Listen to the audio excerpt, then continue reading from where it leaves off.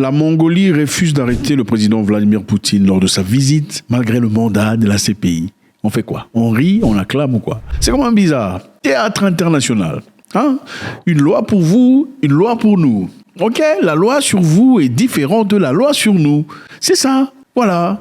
Monsieur Poutine a fait son voyage vers la Mongolie pour la toute première fois depuis le début de son opération militaire en Ukraine.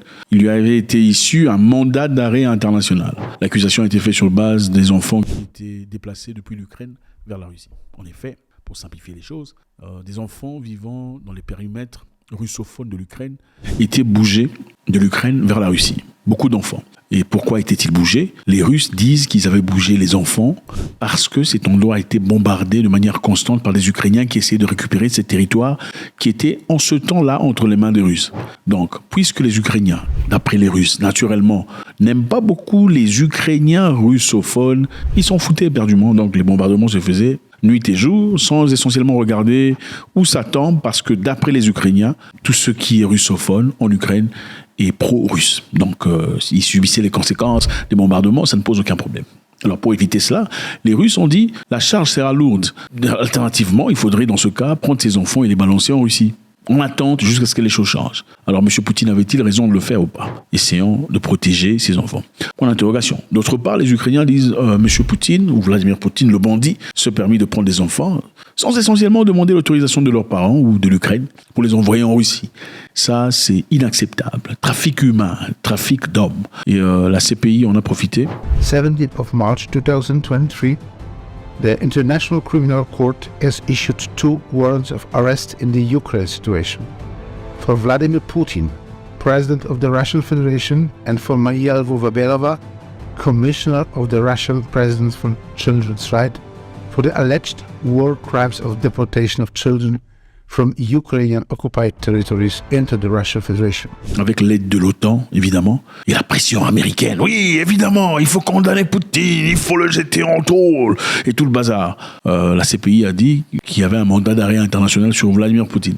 Et à l'époque, pour ceux qui s'en souviennent, il y avait conférence en Afrique du Sud. Leur groupe BRICS s'est réunissait en Afrique du Sud, et beaucoup de personnes s'attendaient, puisque l'Afrique du Sud est signataire de la CPI. C'est-à-dire, beaucoup de pays viennent signer à la CPI disant « nous sommes signataires ». Donc si il y a quoi que ce soit, il y a une personne qui est recherchée par la CPI, nous sommes sous l'obligation de l'emmener, le présenter à la CPI ou l'arrêter, carrément. Comment ça a été créé? Ceci a été créé à la fin de la Deuxième Guerre mondiale. L'objectif était, après tout ce qui s'était passé contre eux, vous connaissez les gens là dont on ne parle pas, hein, quand vous parlez de votre vidéo et ralenti. Ce qui s'était passé sur eux en Allemagne était inacceptable. Il fallait donc arrêter ça, vaille que vaille. Maintenant, pour éviter ces crimes de guerre, ces crimes contre l'humanité qui se passaient souvent pendant les guerres, au cas où une personne était condamnée par la CPI ou par des pays internationaux, il faudrait que le pays dans lequel il vit, où il se trouve, l'arrête et le renvoie immédiatement pour aller être jugé. Maintenant, le problème avec cette histoire, c'est quoi? Le problème de la CPI est que la plupart des gens, enfin, beaucoup de gens ont été arrêtés, ont été jugés et condamnés. Mais bizarrement, si vous remarquez,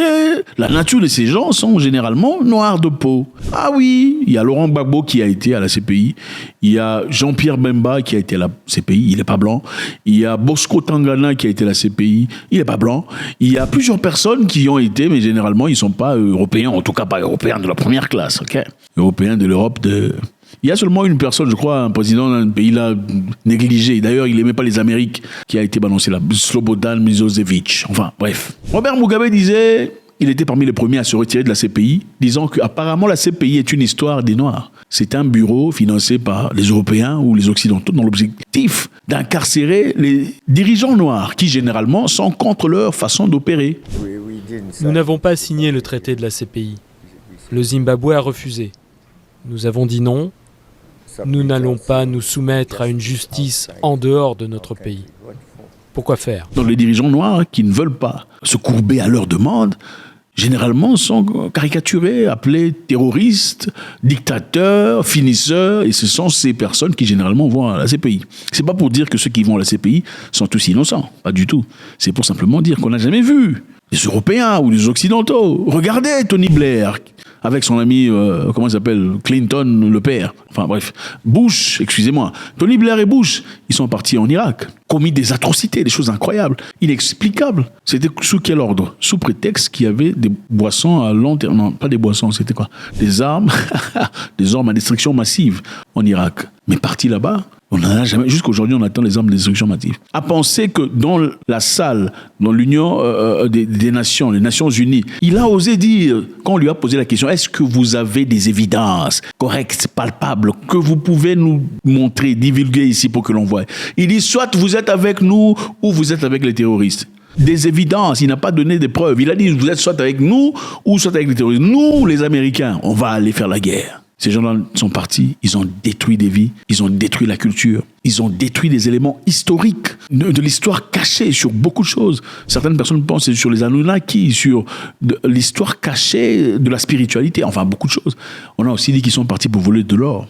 Il y a des militaires américains avec de l'or en Irak. Certains pensent qu'ils sont partis faire de l'opium dans l'autre pays. Donc il y a beaucoup de choses qui s'y sont faites. Monsieur Bush qui gentiment dit, jusque-là on cherche toujours, écoutez on s'est trompé, on cherche toujours les armes à destruction massive. Qui a payé les conséquences de tout ça? Personne. Pourquoi n'est-il pas à la CPI? Pourquoi n'a-t-il jamais été jugé, lui et Tony Blair? Puisqu'ils ont reconnu officiellement qu'il n'y avait pas d'armes à destruction massive. Et toutes les vies qui ont été perdues. C'était la raison pour laquelle Mugabe, c'était la CPI, le cours d'appel, le cours de machin international. C'est seulement pour les gens. Il y a une loi pour cela, une loi pour cela. Et ce sont les choses que Mohamed Kadhafi n'aimait pas. Et l'une des raisons pour lesquelles on n'a pas aimé son existence. Maintenant, c'est pas la première fois en Afrique du Sud, il y a quelques années, avec le président Zuma, il y avait le président Al-Bashir du Soudan qui était recherché par la CPI. Okay? Arrivé en Afrique du Sud, puisque l'Afrique du Sud est signataire, on a demandé à la nation sud-africaine d'arrêter M. Al-Bashir et le transférer à La Hague. Mais M. Zuma, qui n'est pas très bien aimé par les Occidentaux, a refusé de le faire, catégoriquement. C'est après cela qu'on a commencé à avoir des procès contre lui, on a créé des histoires selon lesquelles il était corrompu, on est parti chercher des histoires à enterrer. Parce qu'évidemment, M. Zuma était contre l'idéologie mondialiste. Donc, la CPI a-t-il déjà été bafouée à quelques reprises? Oui, bien sûr. Personne ne respecte la CPI, en réalité. L'Afrique du Sud est partie porter plainte contre ceux que vous connaissez, ceux qu'on ne cite pas. Qu'est-ce qui s'est passé? Curieusement, tout le monde s'est levé. Vous ne pouvez pas condamner ces gens-là, c'est inacceptable. Vous ne pouvez pas oser aller à la CPI contre eux. Nous allons vous boycotter, c'est incroyable. Ce sont les Américains républicains qui disaient cela. Donc la CPI est bonne pour les Gbagbo, pour les Bemba, pour les Al-Bashir et les autres, mais ce n'est pas bon pour monsieur l'Américain, comment il s'appelle, Bush, Blair et le monsieur là dans le pays dont on ne cite pas. C'est incroyable. Et vous connaissez ce qui s'est passé jusque-là, et que de poissons, il n'y a pas de repense. Maintenant, évidemment, quand la CPI a déjà été bafouée, son autorité, son authenticité a été bafouée à plusieurs reprises, qui pourra la respecter? Personne. La Mongolie a accepté de recevoir M. Poutine, qui a fait son premier voyage depuis la déclaration de son opération en Ukraine. Et tout le monde disait, on a demandé à la Mongolie d'arrêter M. Poutine. Et la Mongolie refuse d'arrêter M. Vladimir Poutine, avec tout le courage possible. Disant cela, on devient un ennemi des États-Unis, ça c'est clair. Ils ne le diront pas ouvertement, mais vous savez comment ça fonctionne. Les membres de la Cour pénale internationale sont tenus par traité d'arrêter les suspects si un mandat d'arrêt a été émis. Mais la Cour ne dispose d'aucun mécanisme d'exécution. Le président russe Vladimir Poutine était en visite en Mongolie mardi, sans aucun signe indiquant que le pays hôte céderait aux appels visant à l'arrêter en vertu d'un mandat d'arrêt international pour des crimes de guerre présumés découlant de l'invasion russe en grande échelle dans l'Ukraine. Évidemment, avant la visite de M. Poutine en Mongolie, l'Ukraine a appelé la Mongolie à remettre Poutine au tribunal de La Haye. Donc l'Ukraine a demandé aux Mongoliens, il faut remettre Poutine là-bas. Il faut l'arrêter. Comme il est court, il faut le balancer à gauche. Tout ça. L'Union européenne a aussi exprimé sa préoccupation quant au fait que la Mongolie pourrait ne pas exécuter ce mandat. Évidemment, écoutez, comment vous allez arrêter Poutine? Vous êtes prêts pour s'attendre? S'attendre. Vous arrêtez Poutine, mais c'est s'attendre qui tombe dans votre pays. On va arrêter comment? Donc, la Mongolie fait partie de 94 pays signataires de la déclaration commune en juin, déclarant soutien inébranlable à la CPI, après que le procureur Karim Khan ait fait face à des réactions violentes pour avoir demandé des mandats d'arrêt contre des responsables du pays qu'on ne cite pas.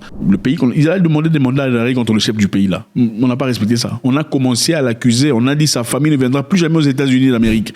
Jamais. Il n'aura plus de visa. La Mongolie s'est opposée, a soutenu monsieur pour contrôler tout le monde. Oh, c'est lui qui pète, on le met en cachot. Mais vous pétez, vous voulez pas qu'on vous mette en cachot. Pourquoi vous riez? God bless.